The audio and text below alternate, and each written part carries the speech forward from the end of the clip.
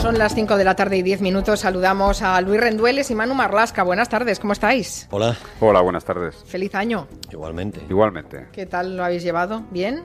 Bien, con dignidad, con dignidad. Bien, las navidades. ¿Corriste alguna San Silvestre, Manu? No, corrí el día 1 de enero por la mañana. Para ir un poco contracorriente, pues corrí el día 1 de enero. Saludando. Bueno, pero no hiciste ninguna, no participaste en ninguna carrera de esas que te puedes colgar una medalla y estas cosas, ¿no? Que va, ya no estoy en edad de Uy, medallas. qué flojo estás, Manu. No estoy en edad de medallas, que va. Y Luis, ¿qué tal? ¿Cómo lo has pasado? Bien, muy bien, tranquilo en Asturias, muy bien. Comiendo de más, bebiendo un poco de más también, durmiendo de más, bien, bueno, muy bien. Suerte que estabas en Asturias. Si hubieras estado en Burgos, que antes lo hemos contado en la mesa de redacción, de promedio se engordan los hombres en Burgos estas navidades 7,5 kilos. No puede ser de promedio, porque eso quiere decir que alguien engorda 15. Exacto, y alguien adelgaza incluso, ¿no? En fin, bueno. Dicho todo esto, que abrimos el primer territorio negro del año, del 2016, y que vamos a contar una de esas historias que hacen afición al territorio negro, porque quizá no sea uno de los temas que salen en todas las portadas, ni uno de esos casos supermediáticos, pero que revela un poco todo lo que es el esfuerzo de investigación, ¿no? Vamos a contar la historia de un militar jubilado, que es el comandante Ángel Pascual, que es un tipo solitario que vivía en su chalet de Las Matas, cerca de Madrid. Vivía hasta que alguien entró en su casa, le golpeó con un martillo y le clavó un cuchillo. Le mataron a él y a su perro. Y hoy Luis y Manu nos van a contar los pasos de la investigación de ese crimen que permitieron a los agentes de homicidios de la Guardia Civil de Madrid dar con el asesino de este militar retirado. Sí, viajamos primero al lugar y a la escena del crimen. El 2 de mayo del 2014, una hija del comandante, Ángel Pascual, avisa a la Guardia Civil de Madrid. Su padre, dice, no contesta sus llamadas de teléfono. Cuando la Guardia Civil entra en la casa, descubren el cuerpo del hombre con un cuchillo en el cuello. Y la escena del crimen, los cadáveres, siempre hablan, siempre cuentan cosas, como decía el profesor García Andrade, ¿no? En este caso, en el chalet hay 2 cadáveres, 2 cuerpos. El del militar, Ángel Pascual, que tenía 78 años, y el de su perro. Los 2 habían recibido muchos golpes con un objeto romo, posiblemente un martillo. Y los guardias civiles lo que ven también es que la puerta del chalet no había sido forzada, con lo cual ya tienen una primera pista. La víctima posiblemente conocía al asesino o a la asesina porque le había abierto la puerta. Bueno, también podría tratarse de un repartidor a domicilio, un mensajero, no sé, alguien que no sé, que al militar no le diera mala espina, ¿no? Sí, podría ser así. Lo que pasa es que la Guardia Civil encuentra más cosas en esa escena del crimen. Por ejemplo, el asesino se ha dejado en la casa 2 carteras que contenían unos 400 euros y en la planta de arriba las camas están deshechas, hay un cenicero lleno de colillas, ceniza y también hay 2 preservativos usados en el suelo. Parece que todo apunta a un asesinato con un móvil o al menos con cierto componente sexual en él. En cuanto a si el comandante Pascual pudiera haber abierto la puerta a algún desconocido, la puerta de su casa, los datos que fue encontrando la Guardia Civil al hablar con su familia, con los vecinos, parecían descartarlo, porque el militar jubilado era un tipo muy desconfiado, muy metódico, no dejaba entrar nadie en su casa e incluso cuando salía, aunque fuera a pasear con su perro, colgaba un cartel en la puerta en el que dejaba escrito: la policía está llegando a este chalet, ha sonado la alarma en comisaría y en Prosegur. Caramba, sí que era desconfiado, no conocía yo a nadie que pusiera el semejante cartel, ¿no? Cuando deja su casa, ojo que la policía está llegando al chalet, vaya.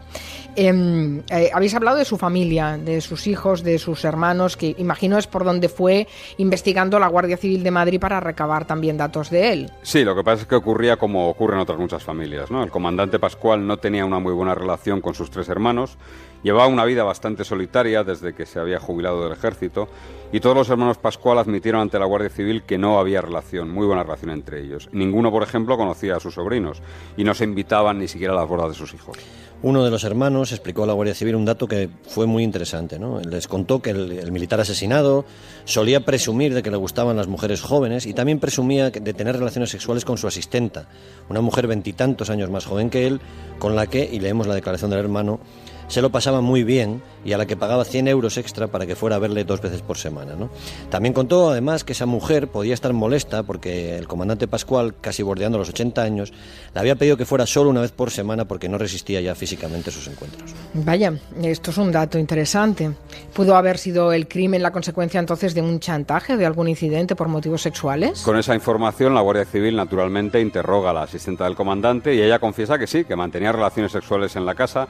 Lo que pasa es que dijo que nunca usaban preservativos y que tampoco se acostaban en la cama del matrimonio por respeto a su difunta esposa, dijo. La mujer, la trabajadora, tenía además coartada para el día del asesinato y la Guardia Civil lo que dedujo fue que toda la escena del crimen era una pista falsa, preparada, ¿no? el preservativo colocado en la habitación de matrimonio, la cama deshecha, las colillas y las cenizas, porque el comandante, y eso también lo averiguaron pronto, no fumaba y tampoco dejaba que nadie fumara dentro de la casa. Entonces imagino que la Guardia Civil busca otras vías de investigación para resolver el asesinato basándose en eso, de que todo puede ser un montaje para inducir a pensar alguna cosa que los aleje del móvil, ¿no? Eso es. Sabían, ya hemos comentado, que el comandante y los hermanos no tenían buena relación.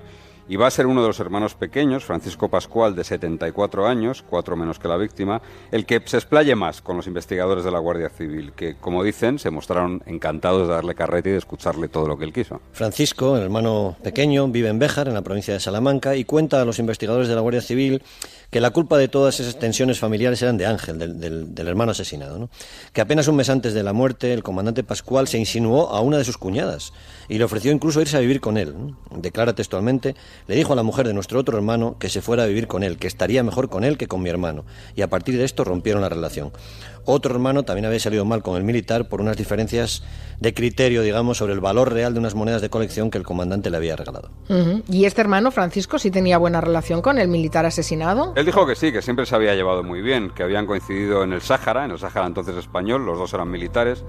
Su hermano Ángel hizo carrera en el ejército, acabó como comandante, y Francisco, sin embargo, salió mal del ejército y acabó ganándose la vida como mecánico. Los dos se jubilaron y, eso sí, al exmilitar le quedó una pensión bastante apañada, bastante saneada. El hermano pequeño contó a la Guardia Civil que 2 meses antes de la muerte de Ángel le había pedido 2 o 3 mil euros para arreglar un coche, a lo que el militar se había negado. Y eso que se llevaba bien, era el hermano con el que se llevaba bien. Y habéis dicho antes que el militar asesinado era muy metódico, que apuntaba casi todo lo que hacía. Bueno, lo habrán encontrado, esas anotaciones, los investigadores. Sí, en ese caso la Guardia Civil encontró un calendario donde, sobre el día en el que iba a morir, el 2 de mayo de 2014, el comandante Pascual había escrito: viene Paco de Béjar a las 7 horas. También, buscando por la casa, encontraron otra hoja, un folio aparte, suelto, donde el militar había escrito los planes que tenía para ese día, ¿no? Y había escrito textualmente: ir a la Plaza Mayor, comer en la estación de Príncipe Pío. Los investigadores, naturalmente, preguntaron a Francisco por esa cita, pero él negó haber viajado a Madrid esa mañana. Les contó que había hablado por teléfono con su hermano para verse, pero que al final no habían llegado a un acuerdo y no habían acordado ninguna cita. Él se había quedado en Béjar, en su casa, y había ido al supermercado a comprar comida para su perro. Y, en efecto, aporta un ticket del supermercado donde compró esa comida, se pienso. Y después, 7 meses después del asesinato del comandante Pascual, ¿ocurre algo extraño en esa familia de los hermanos jubilados? Sí, Francisco, el hermano tan hablador con la Guardia Civil, invita a otro hermano a su casa, a Béjar, y este tercer hermano, Pascual, que vive muy cerquita de aquí, en Alcobendas, en Madrid, estaba preocupado porque las investigaciones sobre el asesinato de Ángel no avanzaban, así que Francisco le ofreció irse unos días al pueblo, a Salamanca, a descansar. Casi en plena Navidad, los dos hermanos hablaron, se reconciliaron, y el hermano, digamos, madrileño, le confesó que tenía mucho miedo de que le entraran en casa, como su hermano, era también señor jubilado, soltero. Le dio una llave de su casa y le contó, por si me pasa algo, le dijo, que tenía escondidos 10.000 euros detrás de la lavadora y 4.000 euros más en varias cajas de DVDs en su habitación. A los dos hermanos Pascual se les hace de noche, bebiendo y hablando, y por fin el hermano decide volverse a Madrid, a pesar de que ya no se iba encontrando demasiado bien. Entonces el tercer hermano coge el coche y ¿qué pasa? Nota que se va quedando dormido, se encuentra mal, acaba perdiendo el control del vehículo y tiene un accidente de tráfico. Pasa 2 días en el hospital y cuando regresa a casa resulta que ya no está el dinero detrás de la lavadora ni en la caja de los DVDs. Va a la comisaría de policía y le dice que su hermano le invitó a su casa del pueblo, que allí le dio algún tipo de droga en la bebida y que le provocó el accidente. Y que luego él, porque era el que tenía la información, había entrado en su casa para robarle. Bueno, este suceso tan sospechoso acaba por señalar al tercer hermano, Francisco, el de 74 años, ¿no? Sí, lo que ocurre es que Francisco tenía cáncer de próstata bastante avanzado, usaba, por ejemplo, pañales en su vida diaria. No parecía ser capaz de un crimen tan elaborado, de hacerse 216 kilómetros de Béjar a Madrid a toda velocidad. Recuerda el ticket de la comida para perro del día del crimen. Otros tantos de regreso, aparecer de vuelta en el pueblo, comprar la comida, y además se había dejado dinero en el lugar del asesinato. Francisco no fue, de hecho, al entierro de su hermano asesinado. Tampoco fue a ver al hospital a su otro hermano, aunque eso sí le llamó por teléfono para ver qué tal estaba. Eso sí, los hechos le estaban señalando, de forma que la Guardia Civil lo que hace es acudir a buscarle otra vez para interrogarle, para ver cómo respira. Pero Francisco, con sus pañales, con su cáncer avanzado, había volado de su casa en la provincia de Salamanca. O sea que un sospechoso de asesinato de 74 años, con cáncer de próstata y pañales, sin demasiado dinero, no parece que pudiera ir muy lejos. Pues sí, fue bastante lejos. Aquí ya sabéis que en esta sección, estos territorios negros, casi siempre nos llevamos sorpresas. Y una vez que vieron que no aparecía por Béjar, troncharon la casa, esperaron a ver si entraba allí. Tampoco estaba en Madrid, tampoco estaba en casa de sus hijos. Los investigadores pensaron que lo más sencillo era simplemente esperar a que Francisco acudiera a un banco, a un cajero automático, a sacar dinero pues para seguir viviendo. Así lo hicieron y lo vieron sacar dinero de varios cajeros automáticos cercanos a Madrid. El hombre tenía la fuerza de voluntad, insisto, con cáncer de próstata, de hacerse casi 700 kilómetros en coche y de madrugada para sacar el dinero de su pensión de un banco muy lejano donde estaba. La Guardia Civil pensaba que estaría escondido muy cerca de donde sacaba el dinero, o al menos no demasiado lejos, ¿no? Bueno, ¿cómo que tan lejos? ¿A dónde había ido a esconderse este jubilado que, recordamos, estaba enfermo de cáncer y que era el presunto asesino de su hermano? Recordemos que vivía en Béjar, en Salamanca, y se fue a un lugar bastante discreto en el Parque Natural del Cabo de Gata, en Almería. Francisco Pascual se inscribió en el camping Los Escullos, en pleno desierto de Níjar. Se instaló como un jubilado en el bungalow más alejado de la entrada y hasta allí llegó la Guardia Civil de Madrid para detenerlo, para arrestarlo. Cuando aquella mañana los agentes llegaron a buscarlo, Francisco estaba viendo en televisión, en La Sexta, Crímenes Imperfectos, que es un programa sobre crímenes sin resolver, crímenes resueltos, donde se explican algunos errores que cometen los asesinos más inexpertos. Bueno, qué detalle, que estuviera viendo los crímenes sin resolver. ¿Y cómo llega la Guardia Civil a ese lugar? Porque si decís que el hombre se estuvo preocupando muy mucho, recorriendo una infinidad de kilómetros para no dejar pistas, ¿cómo es que lo localizan? Bueno, vamos a contestarte lo mismo que nos han dicho a nosotros. No sé si sabré poner el tono de Guardia Civil de... No. Si nos quejamos de los programas de televisión que dan pistas a los asesinos para que no cometan errores, no te lo vamos a contar a ti en un programa de radio, ¿no? Sí diremos dos detalles. Nuestro jubilado no siempre viajaba tan lejos para cobrar su pensión, no tenía esos ánimos cada mes para hacerse 700 kilómetros hasta un cajero, y tenía una afición incontrolada desmedida por las quinielas. Era capaz de gastarse hasta 2.000 euros en una semana de quinielas, ¿no? Allí donde estuviera echaba una o varias quinielas por el procedimiento del apostar al reducido. Hombre, ahora entendemos lo del móvil. Si se gastaba tanto en quinielas necesitaría dinerito, ¿no? Sí, claro, es evidente. Un alto tren de vida, digamos. Claro, exacto. Bueno, no preguntaré más porque yo entiendo que la Guardia Civil no quiera dar detalles. El caso es que los guardias civiles detienen al hermano del militar asesinado en un camping de Almería. ¿Y qué encuentran allí? Bueno, pues en ese bungalow los guardias civiles encontraron varios botes de tintes para el pelo, porque nuestro jubilado se había teñido y tenía pelo y barba negra en lugar de la suya blanca, llevaba gafas de sol habitualmente, y también encontraron unos cuantos folios escritos por Francisco, que eran una especie de diario sobre sus días, sus semanas como fugitivo. Ay, y ese diario supongo que daría pistas valiosísimas sobre el crimen. Nada definitivo, ¿no? Según nos han dicho. En esos folios Francisco lo que hace es criticar a sus hijos, de los que escribe que solo le quieren para sacarle dinero, y también da a entender que echa de menos a su hermano mayor, a Ángel, al comandante, al hermano asesinado. Parece que muestra cierto arrepentimiento, pero no escribe, no confiesa el crimen, ni mucho menos. Lo detienen en la provincia de Almería, donde se había escondido, y supongo que lo llevarían a su casa en Béjar, en Salamanca, para hacer algún registro. Sí, eso es. Y ahí encuentran, pues yo creo que las pruebas más contundentes contra él, ¿no? Hay varios relojes y varios sables que pertenecían al militar asesinado, que era muy aficionado al coleccionismo. También encuentran allí un martillo, que seguramente fue una de las armas con las que mataron al militar y al perro, que también, recordemos, fue asesinado aquel día. Y será otro perro, al parecer, el que ayude a descubrir al asesino de un perro y un hombre. Es un perro de la Guardia Civil que se llama Fatal. Sí. ¿Quién pone los nombres a los perros de los policías, por favor? Los guías caninos. Ellos. Se llama Fatal, pertenece al servicio cinológico, lo que sería la unidad canina de la Guardia Civil, y allí forma parte de la unidad con sus compañeros Pipo, Zana y Elton. De Elton hemos hablado aquí una vez en un territorio negro porque fue un perro que ayudó a resolver el asesinato de una mujer, una limpiadora en Pinto, en Madrid. Pues bien, el agente Fatal, que como sus compañeros de unidad es un pastor belga, viajó a la casa del sospechoso y allí marcó la caja de herramientas y el martillo con el que está acusado de golpear a Ángel Pascual y a su perro. También marcó restos de sangre en la ropa del supuesto asesino y en uno de sus zapatos. O sea, que era el hermano. Eso es.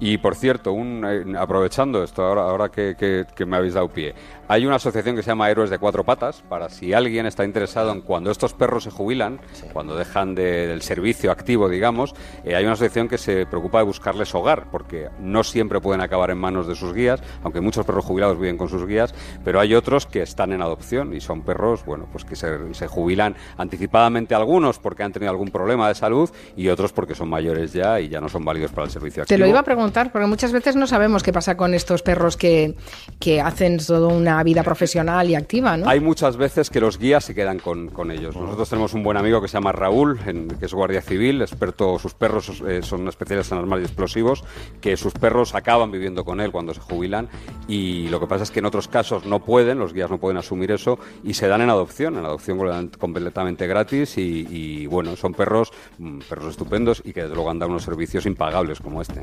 Son héroes pero jubilados, que nadie los quiera adoptar para hacerles trabajar, para vigilar a su marido. No, están jubilados ya. Es de tercera edad. Es para mimarlos y gratificarlos. Y no solo son perros mayores, hay casos de perros de 1 o de 2 años que los tienen que retirar pues por algún problema en la vista, por algún tipo de problema de salud pequeño, y que lo que pasa es que les incapacita para el servicio. Entonces son jubilados anticipadamente y son perros de verdad estupendos. O sea, no es que haya marcado una edad de jubilación para los perros, sino que depende de los servicios que hagan. Imagino que los que están en los servicios detectando drogas se jubilarán antes, ¿no? Bueno, todos esos perros tienen una vida laboral relativamente corta, porque son perros que trabajan, y los perros de trabajo, por la propia esencia de lo que hacen, pasan situaciones de bastante estrés siempre, porque el hecho de poner un perro a trabajar a él le supone una carga de estrés. Entonces tienen una vida laboral pues que acaba con 8, con 9 años más o menos, ¿no? Y a partir de ahí pues a disfrutar de la jubilación como cualquier servidor del Estado, ¿no? Uh-huh. Héroes de Cuatro Patas. Héroes de Cuatro Patas, sí, es una asociación que en su página web podéis entrar y ahí veis los perros que tienen ahora mismo en adopción, con su historial, su nombre, las fotos del perro, y la verdad es que es muy interesante, muy interesante. Y una buena salida para quien quiera tener un perro. Estoy pensando que a lo mejor podríamos algún día hacer algún especial territorio negro hablando de cómo se adiestran, sí, exacto, de dónde salen, cómo se adiestran, sí, hombre, incluso podemos traeros técnicas. Aquí a algún guía que estará encantado. Sí, hombre, porque creo que es un trabajo que sí, que se resalta cuando hay algún perro que especialmente hace algo muy notorio, ¿no? Pero que están allí en el servicio activo un montón de ellos que bueno, que está bien que les rindamos un cierto homenaje, ¿no? Y España además ahora mismo está a la cabeza, porque ya más allá de las especialidades de siempre, que eran cadáveres, droga, explosivos, ahora hay perros capaces de oler cadáveres debajo del agua, de encontrar papel moneda, de encontrar monedas también, de encontrar todo tipo de explosivos, de buscar personas vivas o personas muertas. Hay restos de sangre, restos biológicos. Restos de sangre, eso es, sí. La verdad es que tanto policía como Guardia Civil tienen unas unidades caninas excepcionales. Que no se me malinterprete, pero estos perros que son capaces de husmear dinero por ahí, vale la pena adoptarlos, Ya sabía yo que... Hombre, hay gente que se compra el detector de metales y va por las playas a ver si se encuentra cosas. Pues mira, un perro que sepa husmear dinero no estaría de más. En fin, bueno, bromas aparte. Se te ha pasado el espíritu navideño ya. Demasiado mercantilistas. Bueno, sí, exacto. Es que he hecho cuentas, así que, en fin. Bueno, Luis Rendueles, Manu Marlasca, como siempre un placer. Hasta el lunes que viene. Adiós. En Onda Cero, Julia